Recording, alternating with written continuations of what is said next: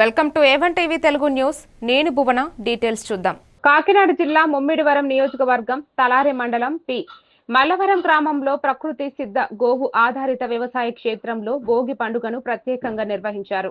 మండల తెలుగుదేశం పార్టీ అధ్యక్షుడు ధూళిపోడి వెంకటరమణ ఆధ్వర్యంలో వ్యవసాయ క్షేత్ర సిబ్బంది గోవు పేడతో భోగి పిడకలను తయారు చేసి భోగి సంబరాలను ఘనంగా నిర్వహించారు. ఈ కార్యక్రమం ద్వారా గోవు ఆధారిత ప్రకృతి వ్యవసాయం, తెలుగు సంస్కృతి సాంప్రదాయాల ప్రాధాన్యతను చాటి చెప్పారు.